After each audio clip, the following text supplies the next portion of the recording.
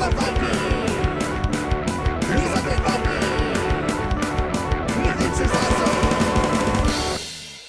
everybody, this is me, the Undead Viking, and this is Rebels of Ravenport. The idea behind this game is that the city of Ravenport has been overrun by these horrible monsters, and each player is in charge of a guild of adventurers, and they are going to be sending those adventurers out onto the streets of Ravenport to try to take out these monsters in the hopes that they will build up their guild through hiring new warriors and fighters and what have you, and also purchasing like artifacts and magic items that will help them to defeat the monsters as well. It is a dice game. Each person on their turn will roll 3 dice, and depending upon what their dice roll, it will determine how much damage their guild will do to the monster that they've selected to attack that particular turn. If you defeat the monster, you'll get some rewards. It can be victory points and money, basically, that you use to purchase items or purchase different warriors. Or in some cases, it might just be like there's like one monster that doesn't have any victory point reward for it, but it gives you a ton of resources or things like that. There's also one monster that if you manage to kill it, you are declared immediately the winner of the game. Otherwise, the game will end with a victory point format as well. So let me show you how the game is played. It won't take very long. It is a pretty straightforward game, but it is a heck of a lot of fun. And I'll come back and I'll talk to you about why it is a heck of a lot of fun. Alright, cool. Alright, this is Rebels of Ravenport, and I'm going to go ahead and show you how to play. There's the main board that you're going to put in the center of the table. These are the different things that you can fight. You get to pick one each turn, and then it tells you how many points of damage you have to do to defeat them. So the Goblins 1, the Brutes 2, Demoness is 3, the Mutant is 3 as well, Berserker is 5, Fiend is 5, and then the Overlord is 12. Underneath each one of those, they will have a reward. So you'll gain 1 victory point and 2 resources for killing a Goblin. If you kill a Berserker, you don't get any victory points, but you get 6 resources. Resources are used to purchase cards off of this tableau, and then you get to add them to your guild. Your guild to start with, you're going to have 2 youths of Ravenport, and you're going to have a guild leader. Each one of these cards has a number on it. This one has 4, 5, or 6, and depending upon which guild you have, there's like this little black flag you see there. Other cards will have a different flag on it. That tells you those are your beginning 3 cards. Some cards will have a special ability. This one says when any other guild rolls and keeps a 6, you gain 1 resource. Max 1 per roll. So it's just a little extra thing, keeps you involved when other people are taking their turns, and also just it's something that's special that it does. It breaks the rules of the game, if you will. Each person will start with a Tome of Influence. Once per turn, you may discard any card from the board. On your turn, like if you want to just get rid of a card that you don't want and maybe somebody else would want, you can discard it, get rid of it, and replace it out of that deck.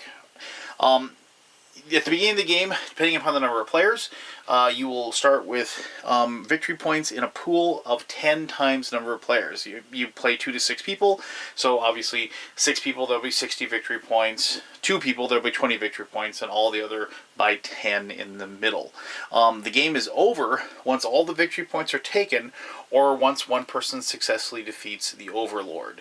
And then if you successfully defeat the Overlord, you just win. Doesn't matter how many points you have compared to anybody else, you win the game.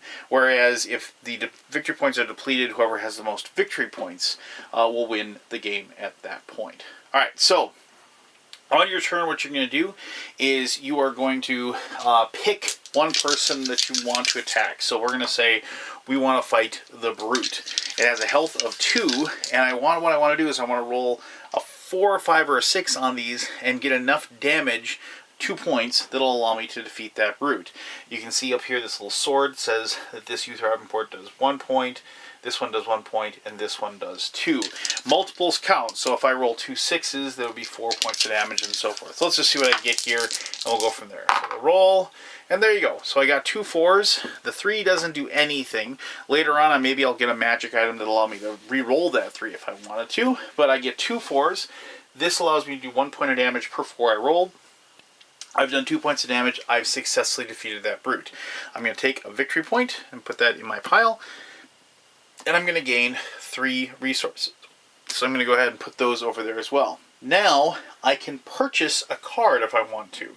And I kind of have my eye on this Vengeful Initiate. And because it'll allow me, when I roll a 3, I'm going to get a point of damage. So I'm kind of covering my bases a little bit.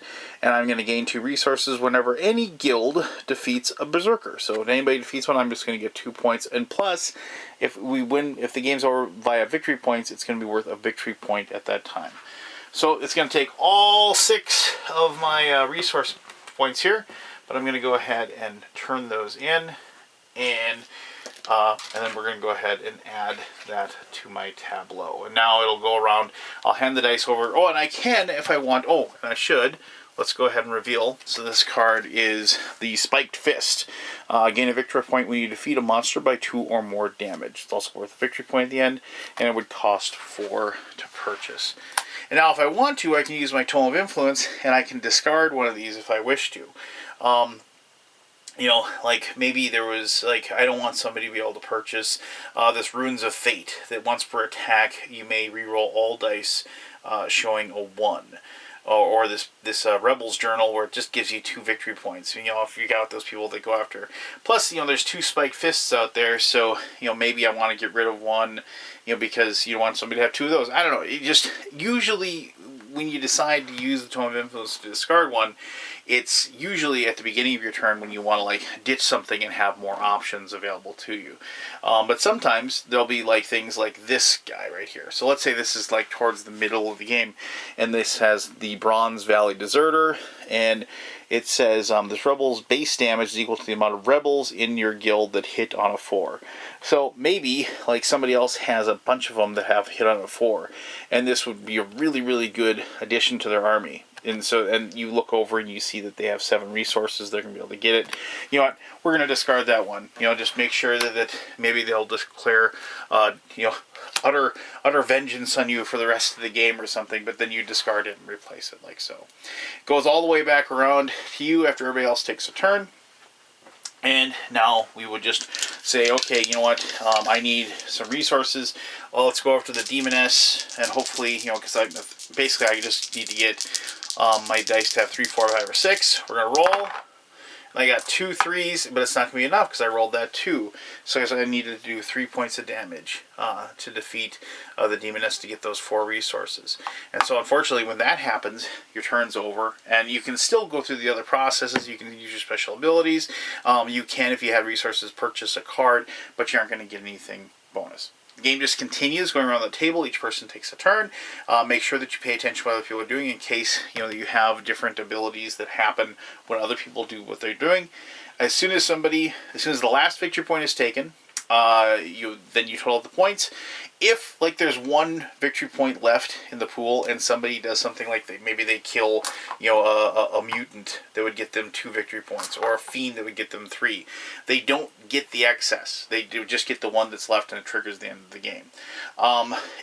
So either that happens and you total victory points, or the Overlord Killer is the automatic winner. This is tough to do. You need to do 12 points of damage. You need to have a very big guild, and you need to get a good lucky roll, because you got these 3 dice, right?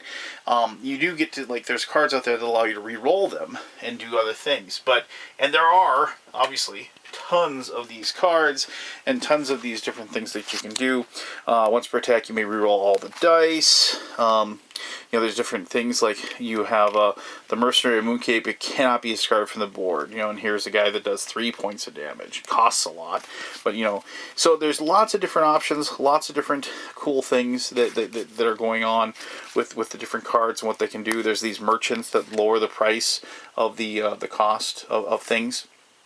And you can actually, you know, they don't do anything as far as they can't attack, you know, but they do have the ability to lower the price, things like that. And you can have as many, and all these things stack, right? If you have, like, multiple merchants, it'll reduce the cost by 1 for each one. You can't go into negative. You're not going to get resources back to buy stuff, but you can get stuff for 0. Like, if you have multiple things that have triggering abilities, that all of those stack together. like these rebels, all of them, work together, things like that. So just keep that in mind, that like you're going to be looking for different synergies and different combinations that are going to help you possibly get to that like 12 points of damage that you can win the game outright via that process. So there you go. It is a very, very straightforward buy the card, add it to your tableau dice game. But I found myself, there's lots of games out there that are like this, but I found myself really enjoying this one, mostly because of the pretty fast play that's going on, and then how you always feel like it's a race, right? You're racing to try to get to that point. And there's been a lot of times when you look and you can see that these victory points dwindling, and you see the end of the game coming, and your only shot is to start going after the Overlord and getting a really, really lucky roll on your turn. And man, when somebody goes, you know what, I'm going after the Overlord because they know they're going to lose, everybody zeroes in on that person and watching them get ready to roll those dice. Maybe they got re-rolls, maybe they got different things that they can use to affect the dice. So, everybody is glued, to the dice, hitting the table, rolling, and then cheering or cries of disgust or what have you as well. So I dig games like that. I dig games where everybody's kind of involved and like not staring at their phones and waiting for something else to happen. But it's a lot of fun. My daughter and I really, really like this one. But let me talk more about that in my final thoughts.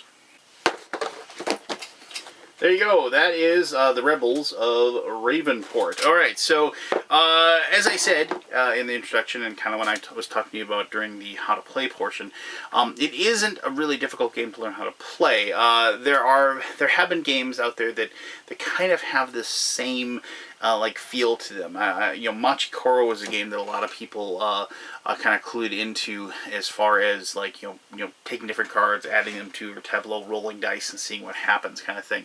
I thought Machikoro was an okay game. It just didn't really grab me very well. I got kind of bored of it pretty quickly. It just seemed like it was just trudging along. This one, however, I don't know. I think it's the theme. I think that has a lot that I really liked about it. I really liked the whole process of choosing the different artifacts that you can kind of build on that. You can kind of use the different ones that allow you to stack and get those synergies going and things like that.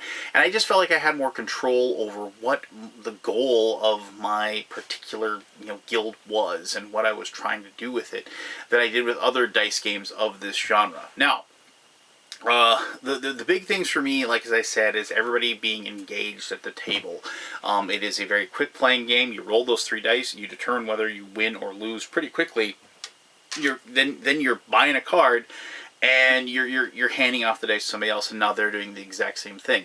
And because a lot of the cards that people have will be directly affected, as far as getting rewards when it isn't your turn, you're going to be watching what other people are doing on their turn, seeing what they roll on their dice, collecting those resources maybe because they rolled a certain number, maybe they killed a certain creature like those two cards that I showed you.